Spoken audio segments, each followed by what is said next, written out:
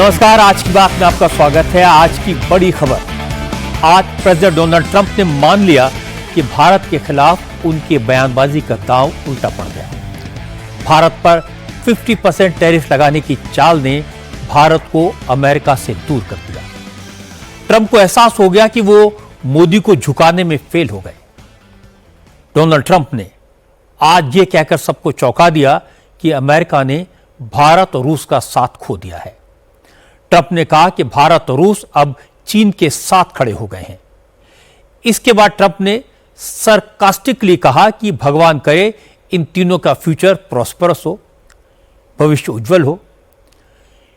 जहां ट्रंप ने यह सब लिखा, वहां ट्रंप ने मोदी, पुतिन और शी जिनपिंग की तस्वीर भी लगाई। ट्रंप के इस बयान पर भारत ने कोई रिएक्शन नहीं दिया।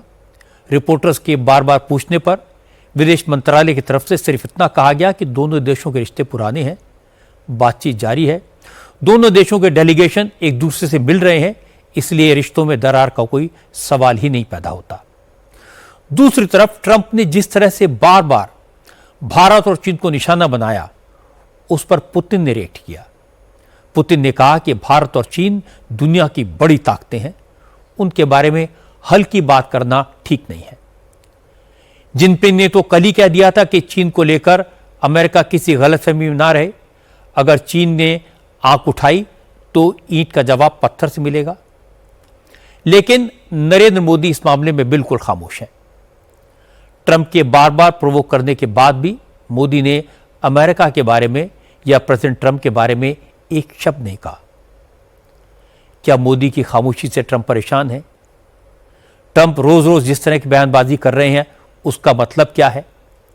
अगर रूस, चीन और भारत ने मिलकर नया वर्ल्ड ऑर्डर बनाया तो अमेरिका का क्या होगा?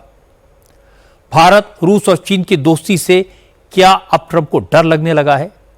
इन सारी बातों को समझने की कोशिश करेंगे आज की बात में। लेकिन सबसे पहले आपको वही बता दूं कि आज सुबह सोकर उठते ही ट्रंप को सबसे पहले भारत की याद क्यों आई। आज अमेरिका में जब सुबह के 6:15 बज रहे थे, लोग बिस्तर से निकले भी नहीं थे, उस वक्त प्रेसिडेंट ट्रंप का ट्वीट आ गया। सोकर उठने के बाद ट्रंप को सबसे पहले भारत, रूस और चीन की दोस्ती का ख्याल आया। ट्रंप नाराज तो पुतिन से भी हैं, क्योंकि ओथ लेने से पहले ट्रंप ने दावा किया था कि 24 घंटे में यूक्रेन रूस की जंग रुकवा देंगे। लेकिन पुतिन ने ट्रंप की बात नहीं मानी। इसलिए अब ट्रंप हताशा में यह लिख रहे हैं कि we have lost India and Russia. Interesting बात यह कि अपनी नाकामी के लिए अब ट्रंप यूरोपीय यूनियन पर भी गुस्सा उतार रहे हैं। कल पेरिस में यूरोपियन यूनियन के लीडर्स की मीटिंग हुई। मीटिंग के दौरान ही यूरोपियन काउंसिल के प्रेसिडेंट एंटोनियो कोस्टा और यूरोपियन कमीशन के अध्यक्ष उर्सुला वॉन डेर लेयन ने प्रधानमंत्री नरेंद्र मोदी को फोन लगा दिया। ईयू काउंसिल के प्रेसिडेंट ने कहा कि यूक्रेन का युद्ध रोकने में भारत की भूमिका अहम हो सकती है। मोदी रूस को समझा सकते हैं, शांति के रास्ते पर ला सकते हैं। एंटोनियो कोस्टा ने कहा कि वर्ल्ड ऑर्डर स्टेबल बनाने में भारत का रोल इंपॉर्टेंट है, इसलिए मोदी पुतिन से बात करें। इस बातचीत में मोदी ने भी कहा कि भारत हमेशा से ही बातचीत के जरिए शांति का रास्ता निकालने का समर्थक रहा है। मोदी ने कहा कि वो जल्दी से जल्दी यह युद्ध खत्म होने के लिए हर संभव कोशिश करेंगे। आज हमारे chief of staff general Anil Chauhan और army chief general Upendra Dwivedi ने ऑपरेशन सिंदूर के कई बड़े सीक्रेट देश के सामने उजागर किए।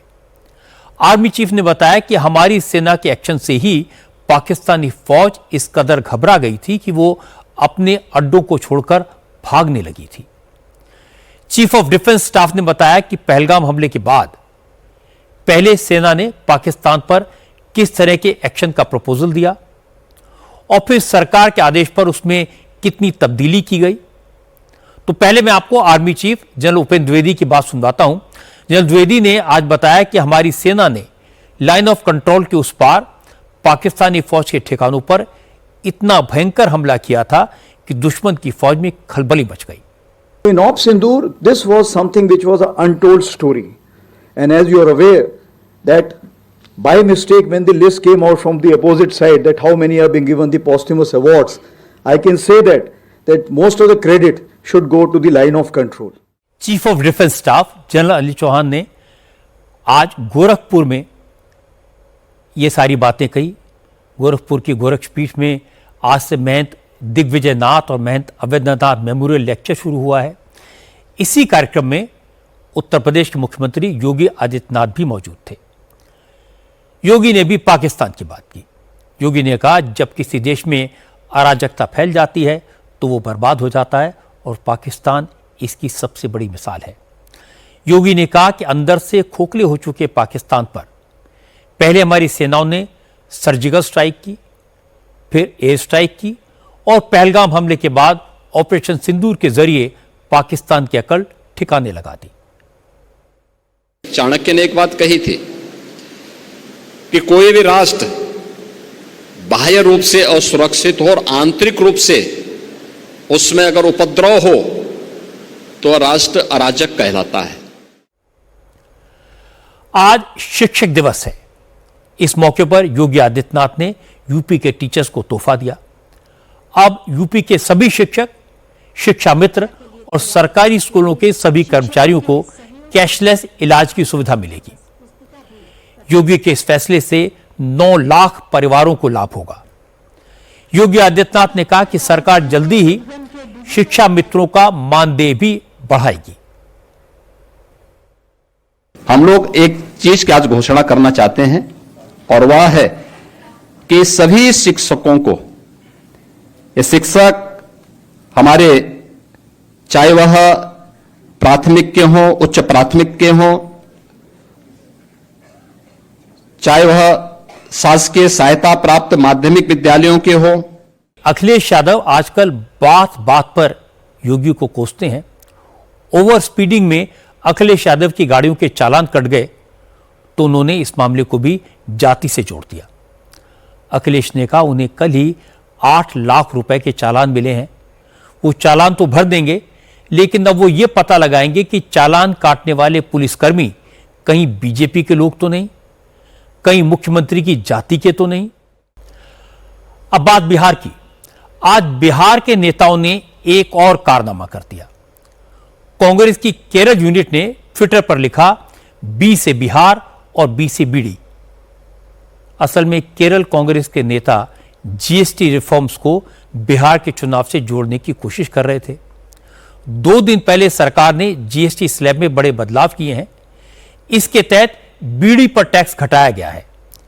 इसे लेकर केरल कांग्रेस के ऑफिशियल ट्विटर हैंडल पर टोबैको प्रोडक्ट्स की लिस्ट शेयर की गई और लिखा गया कि तंबाकू, पान मसाला, गुटखा, सिगरेट और सिगार पर जीएसटी 28% से बढ़ाकर 40% कर दी गई। मैं आपको पंजाब पर आई मुसीबत का हाल बताता हूं। पंजाब 50 साल की सबसे भयानक बाढ़ से जूझ रहा है। 23 जिलों के 1900 से ज्यादा गांव बाढ़ में डूबे हुए हैं। 43 लोगों की जान जा चुकी है। करीब 4 लाख लोग बेघर हो चुके हैं। 2 लाख हेक्टेयर में खड़ी फसल बर्बाद हो गई है। किसानों की कमर टूट चुकी है, लेकिन भयंकर आपदा के वक्त पंजाबियों का हौसला और एक दूसरे की मदद करने का जज्बा एक बार फिर दिखाई दे रहा है। दिल्ली के लोगों के लिए राहत की बात बता दूं, अब यमुना का वाटर लेवल धीरे धीरे गिर रहा है। पिछले 24 घंटों में वाटर लेवल में करीब 30 सेंटीमीटर गिरावट दर्ज की गई है। हालांकि यमुना अभी भी खतरे के निशान से ऊपर बह रही है, इसलिए जिन इलाकों से पानी भरा है उसे निकालना मुश्किल हो रहा है। यमुना बाजार, Mayur Vihar phase 1, civil lines के कुछ इलाके, मददपुर खादर, सोनिया विहार, गीता कॉलोनी, कालिंदी कुंज जैसे इलाकों में अभी भी कई फीट पानी भरा है।